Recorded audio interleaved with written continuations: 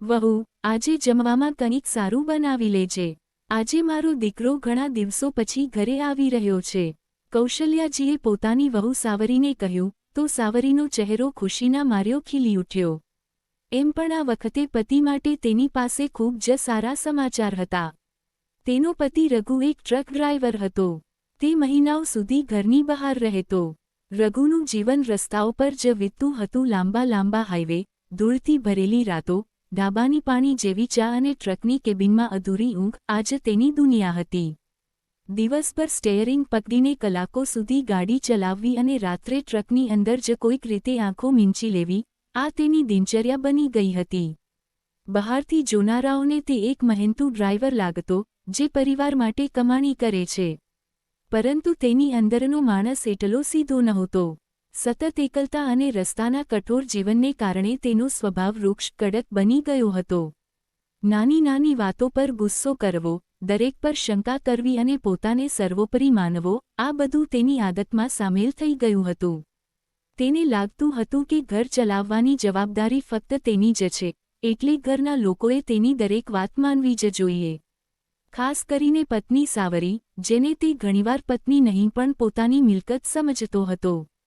Truck ચલાવતી વખતે તે જેટલો શક્તિશાળી અનુભવતો, તેટલું જ ઘરે પાછા ફરતી વખતે તેની અંદર એક અજીબ અહંકાર ભરાઈ જતો. રસ્તા પર હોર્ન વગાડીને સામેવાળાને રસ્તો આપવાને બદલે તેને ડરાવીને આગળ નીકળી જવું એ તેની ફિતરત બની ગઈ હતી. એ જ ફિતરત ઘરમાં પણ દેખાતી હતી, જ્યાં તેનો અવાજ ઊંચો અને બીજાની વાતો અર્થહીન થઈ જતી. કૌશલ્યાજીને પોતાના દીકરાની આ આદતોનો અંદાજો હતો, પરંતુ માં હોવાને નાતે તેઓ હંમેશા તેને સાચો ઠેરવવાનો પ્રયત્ન કરતા. બીજી તરફ સાવરી દર વખતે એવું વિચારીને ચૂપ રહી જતી કે કદાચ આ વખતે રઘુ બદલાઈને આવશે. આ વખતે તો ખરેખર તેની પાસે એવા સમાચાર હતા જે સાંભળીને કોઈપણ પતિનું દિલ પીગળી જાય. તે મનોમન એક ક્ષણની રાહ જોઈ રહી હતી જ્યારે રઘુ દરવાજાથી અંદર આવશે અને તે સ્મિત સાથે પોતાની ખુશી વહેંચશે. તેને એ ખબર નહોતી કે રઘુનો ગુસ્સાવાળો અને શંકાશીલ સ્વભાવ આ ખુશીને કયા વળાંક પર લાવીને ઊભી કરી દેશે. સાંજે રઘુ ઘરે આવ્યો. જ્યારે સાવરીએ જમવાનું પીરસ્યું, ત્યારે થાળીમાં પૂરી, શાક અને ખીર જોઈને તેણે થાળી ઉપાડીને આંગણામાં ફેંકી દીધી અને કહ્યું, તે મારા માટે કંઈ નોન વેજ કેમ ના બનાવ્યું? સાવરી ડરના માર્યા થરથર ધ્રુજવા લાગી. તેની સાસુ કૌશલ્યાજી સ્તબ્ધ થઈ ગયા. તેઓ ધીમેથી બોલ્યા, બેટા, આટલો ગુસ્સો કરવો ઠીક નથી. આજે જ તો તું ઘરે આવ્યો છે. તારી ગેરહાજરીમાં વહુ જ બધું સાંભળે છે. જો તારે નોનવેજ ખાવું હતું તો કાલે બની જાત, આમાં આટલો ગુસ્સો કરવાની કઈ વાત છે? રઘુ ગુસ્સામાં તેમની સામે જોતા બોલ્યો, તમારું મગજ ખરાબ થઈ ગયું છે માં, હવે તમને વહુ બહુ વધારે પડતી સારી લાગવા માંડી છે. આટલું કહીને તેણે દારૂની બોટલ ખોલી અને દારૂ પીવા લાગ્યો. સાવરી રડતા રડતા જમીન પર વરાયેલું ખાવાનું ભેગું કરવા લાગી. તેને રડતી જોઈ રઘુનો ચહેરો ગુસ્સાથી લાલ થઈ ગયો. તેણે તેના વાળ પકડીને ખેંચતા કહ્યું, આજે તો તારી આ પનોતી ખતમ કરવી જ પડશે. આટલું કહી તે તેને ખેંચીને રૂમ તરફ લઈ જવા લાગ્યો. સાવરી રડતા રડતા ચીસ પાડી ઉઠી, મને દુખે છે, છોડી દો. મારા પેટમાં તમારું બાળક છે. આ સાંભળતા જ રઘુની પકડ ઢીલી પડી ગઈ. તે આશ્ચર્યથી આંખો ફાડીને તેની સામે જોતા બોલ્યો, હું તો 2 મહિના પછી ઘરે આવી રહ્યો છું, તો તું પ્રેગ્નેન્ટ કેવી રીતે થઈ ગઈ? સાચું સાચું બોલ, આ બાળક કોનું છે? સાવરી ડરના માર્યા કાંપવા લાગી. તે ધીમેથી બોલી, આ બાળક તમારું જ છે. મારી પ્રેગ્નન્સીનો 3જો મહિનો જ તો ચાલી રહ્યો છે. રઘુએ તેને જોરથી લાફો મારતા કહ્યું, મારી સાથે જૂઠું બોલે છે? આ બાળક મારું હોઈ જ ના શકે. ત્યારે જ કૌશલ્યાજી વચ્ચે આવીને ઊભા રહી ગયા અને ગુસ્સા ભરેલી નજરે દીકરા સામે જોતા બોલ્યા, એક તો મારો વંશ વધારનાર આવી રહ્યો છે અને તું વહુને મારે છે? અરે, એણે મને પણ હજુ સુધી આ સમાચાર આપ્યા નહોતા. કદાચ તે પોતાની પહેલી ખુશી તારી સાથે વહેંચવા માંગતી હતી અને તું તેના પર હાથ ઉપાડી રહ્યો છે. રઘુ ગુસ્સામાં પાગલ થઈ ગયો. તે કહેવા લાગ્યો કે, આજે હું આને જીવતી નહીં છોડું. બોલ, કોની સાથે રાત વિતાવી છે તે? મને તો આના પર જરાય ભરોસો નથી. કૌશલ્યાજીએ વહુને પાછળ કરતા કહ્યું કે, તું આને અડી પણ નહીં શકે. ત્યારે રઘુએ કૌશલ્યાજીને જોરથી ધક્કો માર્યો. કૌશલ્યાજીનું માથું એક પથ્થર સાથે અથડાયું અને તેમના કપાળમાંથી લોહી વહેવા લાગ્યું. આ જોઈને સાવરીની ચીસ નીકળી ગઈ. રઘુએ એક જોરદાર લાત સાવરીના પેટ પર મારી તો તે દર્દથી તડપવા લાગી. તેટલામાં જ કેટલાક પડોશીઓ આંગણામાં આવી ગયા અને રઘુને પકડી લીધો. કોઈએ પોલીસને પણ ફોન કરી દીધો હતો. એમ્બ્યુલન્સ પણ આવી ગઈ હતી. સાવરી અને તેની સાસુને હોસ્પિટલ લઈ જવામાં આવ્યા. ઇન્સ્પેક્ટરે રઘુની ધરપકડ કરી લીધી. બીજી સવારે સાવરીએ તેના પતિ વિરુદ્ધ રિપોર્ટ લખાવ્યો અને નિવેદન આપ્યું કે કેવી રીતે તેણે તેને અને તેની સાસુને માર માર્યો હતો. જો કે આ બધી ધમાચકડીમાં સાવરીએ તેના અજન્મેલા બાળકને ગુમાવી દીધું હતું, જેનું તેને ખૂબ જ દુઃખ હતું.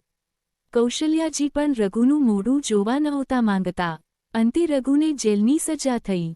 સાવરી તેની સાસુ સાથે જ રહેતી હતી. તેની સાસુ લોકોના ઘરે વાસણ માંજવાનું કામ કરવા લાગ્યા અને સાવરીએ પણ ઘરની બહાર એક નાની દુકાન ખોલી દીધી હતી. હવે સાસુ વહુ બંને મળીને ઘર ચલાવી રહ્યા હતા. તેમને રઘુની કોઈ જરૂર નહોતી. બીજી તરફ જેલની સજા થયાના થોડા મહિનાઓ પછી રઘુની તબિયત બગડવા લાગી. પાછળથી ખબર પડી કે રઘુને ગુપ્ત બીમારી STD થઈ ગઈ છે. જ્યારે તે ઘરે નહોતો હોતો ત્યારે તે અલગ અલગ શહેરોમાં અલગ અલગ સ્ત્રીઓ પાસે જતો હતો અને ત્યાંથી જ તેને આ બીમારી મળી હતી. સાવરીને જ્યારે આ બધું ખબર પડી ત્યારે તે વિચારતી રહી ગઈ કે જેનું પોતાનું ચરિત્ર આટલું નીચું હતું, તે માણસ મારા પર આંગળી ઉઠાવી રહ્યો હતો. ખેર, થોડા વર્ષોમાં રઘુનું અવસાન થયું. અહીં કૌશલ્યાજી પણ હવે વૃદ્ધ થવા લાગ્યા હતા. તેમને સાવરીની ચિંતા થતી હતી. તેમણે સાવરીને ઘણીવાર કહ્યું કે તું તારું ઘર વસાવી લે, મારા ચક્કરમાં ક્યાં પડી છે? પરંતુ સાવરી તેની સાસુને એકલી છોડીને જવા માંગતી નહોતી. સંજોગોવશાત તે જ ગામમાં રહેતા પ્રકાશ નામના એક યુવકના લગ્ન થઈ શક્યા નહોતા કારણ કે તેનો એક હાથ થોડો ત્રાંસો હતો. તે શહેરમાં વોચમેનની નોકરી કરતો હતો. એકવાર તે ગામ આવ્યો અને તેને સાવરી વિશે ખબર પડી. તે કૌશલ્યાજી પાસે ગયો અને કહેવા લાગ્યો કે હું સાવરી સાથે લગ્ન કરવા માંગુ છું. એમ પણ મારા લગ્ન થઈ નથી રહ્યા અને સાવરીને પણ એક સહારો મળી જશે. કૌશલ્યાજીને પણ આ વાત યોગ્ય લાગી. ત્યારે સાવરીએ કહ્યું કે લગ્ન પછી જો મારે શહેર જવું પડશે તો હું એકલી નહીં જાઉં. માજીને પણ મારી સાથે જ લઈ જઈશ. પ્રકાશને આ વાતથી કોઈ વાંધો નહોતો. આવતા જ અઠવાડિયે ગામના એક નાના મંદિરમાં તે બંનેના લગ્ન થયા. ગામના લોકો પણ ખુશી ખુશી આ લગ્નમાં જોડાયા. ગામના લોકોએ મળીને એક નાનું જમણવાર પણ રાખ્યું. પ્રકાશ પણ શહેરમાંથી રૂપિયા કમાઈને લાવ્યો હતો, તેથી તેણે પણ દિલ ખોલીને ખર્ચ કર્યો. બધું જ સારી રીતે પતી ગયું. થોડા જ મહિનાઓમાં સાવરી તેની સાસુ અને પ્રકાશ સાથે શહેર આવી ગઈ. અહીં સાવરી અને પ્રકાશ બંને કામ કરવા લાગ્યા અને કૌશલ્યાજી ઘરે આરામનું જીવન વિતાવવા લાગ્યા. પ્રકાશ તેમને માતાની જેમ જ સન્માન આપતો હતો, તેથી તેમને ક્યારેય પારકાપણું અનુભવાતું નહોતું. એક સમયે તેમણે વહુને સહારો આપ્યો હતો, તો આજે વહુ પણ ઘડપણમાં તેમનો સહારો બની રહી હતી. તેમને સંતોષ માત્ર એટલો જ હતો કે તેમણે પોતાના દીકરાની ખોટી હરકતોને કારણે સાવરીની જિંદગી બરબાદ થવા ન દીધી. મિત્રો, શંકા, અહંકાર અને હિંસા સંબંધોને બચાવતા નથી પણ તેમને પૂરેપૂરા તોડી નાખે છે. સાચો પરિવાર એ જ છે જ્યાં સન્માન અને વિશ્વાસ હોય અને જે ખોટાની સામે ઊભો રહી શકે. જ્યારે એક સ્ત્રી બીજી સ્ત્રીનો સાથ આપે છે, ત્યારે તૂટતી જિંદગી પણ ફરી બેઠી થઈ શકે છે. અને સત્ય તો એ જ છે કે જે મુશ્કેલ સમયમાં સાથ આપે છે તેમની સાથે પણ હંમેશા સારું જ થાય છે અને ખોટાનો સાથ આપનારાઓનું અંજામ પણ ખોટું જ હોય છે.